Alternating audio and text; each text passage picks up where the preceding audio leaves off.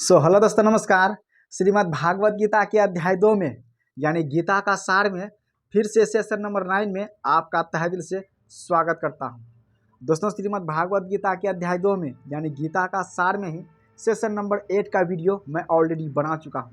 तो फिर आइए सेशन नंबर 9 की शुरुआत करते हैं। इस कहानी के दौर को आगे बढ़ाते हैं, फिर से वहीं से पढ़ने का स्टार्ट करते हैं, वहाँ से शुरुआत करते हैं और इससे आगे पढ़ने का प्रयास करते हैं और समझने का भी प्रयास करते हैं। तो आइए एक श्लोक के माध्यम से इसे पढ़ते हैं। इसमें श्लोक है, अथ चैनम नित्य जातम नित्यम वा मन्य से मृतम। अब देखिए कितना सुंदर बात है। तथापि त्वम महाबाहो नैनम सोची तुमर्हिषि।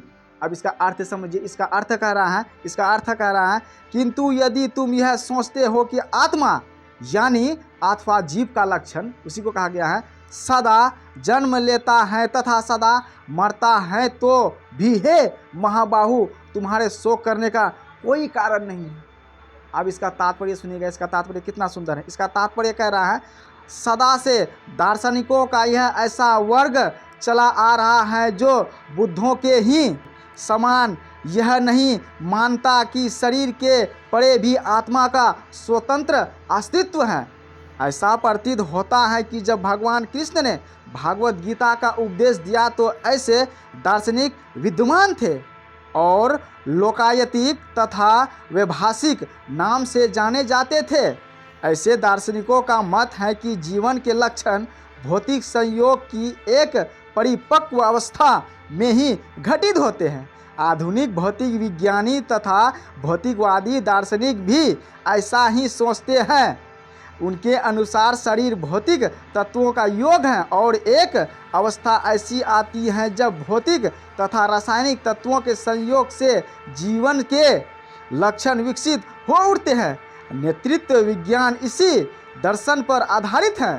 संप्रति अनेक छंद धर्म जिनका अमेरिका में प्रचार हो रहा है, अब देखिए, इसी दर्शन का पालन करते हैं और साथ ही शून्यवादी और भक्त बौद्धों का अनुसरण करते हैं। सुनिएगा कितनी सुंदर बात बता रहे हैं। यदि अर्जुन को आत्मा के अस्तित्व में विश्वास नहीं था जैसा कि वैभाषिक दर्शन में होता है, तो भी उसके शोक करने का कोई कारण न था। कोई भी मानव थोड़े से रसायनों की क्षति के लिए शोक नहीं करता तथा अपना कर्तव्य पालन नहीं त्याग देता है। देखिए, तथा अपना कर्तव्य पालन नहीं त्याग देता है। अगर थोड़ी सी भी रसायन की क्षति होती है तो उसमें मानव को शोक नहीं करना चाहिए, उसे अपना कर्तव्य निभाना चाहिए। दूसरी ओर आधुनिक विज्ञान तथा वैज्ञानिक युद्ध में शत्रु पर विजय प्राप्त करने के लिए न जाने कितने टन रसायन फूंक देते हैं। दोस्तों, जब आज के इस युग में, आधुनिक युग में युद्ध होते हैं, लड़ाई होते हैं, तो आप जानते ही हैं कि सरकार को कितना कुछ झेलना पड़ता है, कितना रुपया खर्चा होता है, क्या क्या होता है। कहते हैं हजारों टन यूं ही सेकेंड में फूंक देता है। भगवान श्री कृष्ण अर्जुन को समझाते हैं। वैभाषिक दर्शन के अनुसार आत्मा शरीर के क्षय होते ही लुप्त हो जाता है। सुनिएगा, अतः प्रत्येक दशा में चाहे अर्जुन इस वैदिक मान्यता को स्वीकार करता कि अणु आत्मा का अस्तित्व है या कि वह आत्मा के अस्तित्व को स्वीकार नहीं करता, उसके लिए शोक करने का कोई कारण न था।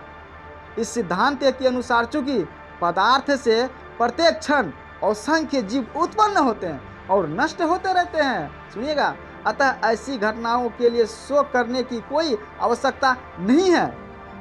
यदि आत्मा का पुनर्जन्म नहीं होता तो अर्जुन को अपने पितामह तथा गुरु के वध करने के पाप फलों से डरने का कोई कारण न था। देखिए, किंतु साथ ही कृष्ण ने अर्जुन को व्यंग्य पूर्वक महाबाहु कहकर संबोधित किया, क्योंकि उसे वैभाषिक सिद्धांत स्वीकार नहीं था जो वैदिक ज्ञान के प्रतिकूल है।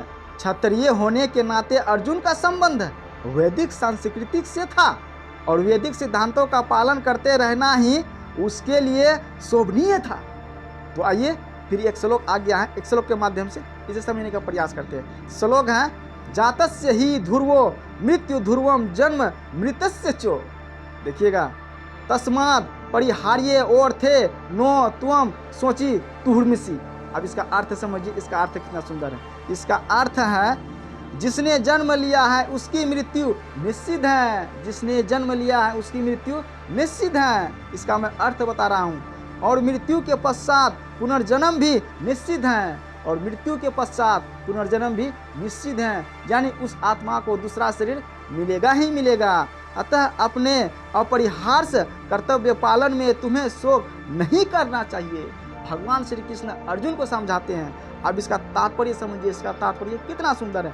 इसका तात्पर्य है मनुष्य को अपने कर्मों के अनुसार जन्म ग्रहण करना होता है और एक कर्म अवधि समाप्त होने पर उसे मरना होता है। देखिए, जब एक कर्म की अवधि समाप्त हो जाती है तो उसकी मृत्यु हो जाती है, उसका अगला जन्म हो जाता है। हमारा जीवन जो है बस एक कर्म के समान है। जब हमारा जीवन इस धरती पर, हमारा जीवन से हमारा कर्म समाप्त हो जाएगा तो हम या आप भी इस दुनिया को छोड़कर चले जाएंगे और हमारे आत्मा को दूसरे शरीर प्राप्त हो जाएंगे, जिससे वह दूसरा जन्म ले सके।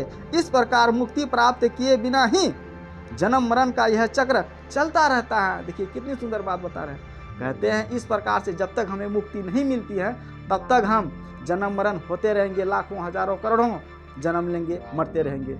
इसी को कहते हैं मुक्ति। जब आपको मुक्ति मिल जाते हैं तब आप इस काल चक्र से बच पाएंगे, जन्म मरण के काल चक्र से बच पाएंगे। इसीलिए जीवन में मुक्ति पाना काफी जरूरी है।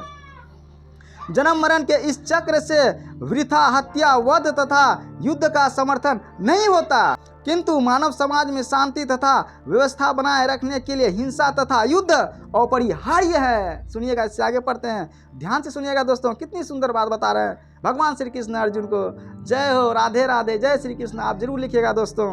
कुरुक्षेत्र का युद्ध भगवान की इच्छा के कारण अपरिहार्य था। सुनिएगा, और सत्य के लिए युद्ध करना क्षत्रिय धर्म है। सत्य के लिए युद्ध करना क्षत्रिय के लिए धर्म होता है। अतः अपने कर्तव्य का पालन करते हुए वह स्वजनों की मृत्यु से भयभीत या शोकाकुल क्यों था।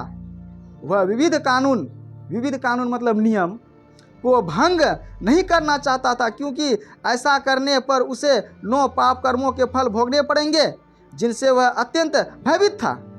अपने कर्तव्य का पालन करते हुए वह स्वजनों की मृत्यु को रोक नहीं सकता था, और यदि वह अनुचित कर्तव्य पथ का चुनाव करे तो उसे नीचे गिरना होगा। और इससे आगे पढ़ते हैं दोस्तों। इससे आगे की कहानी अगले सेशन में, यानी सेशन नंबर 10 में जाएंगे, और ज़्यादा वीडियो लंबी हो जाएगी। और तब तक के लिए जय हिंद, वंदे मातरम।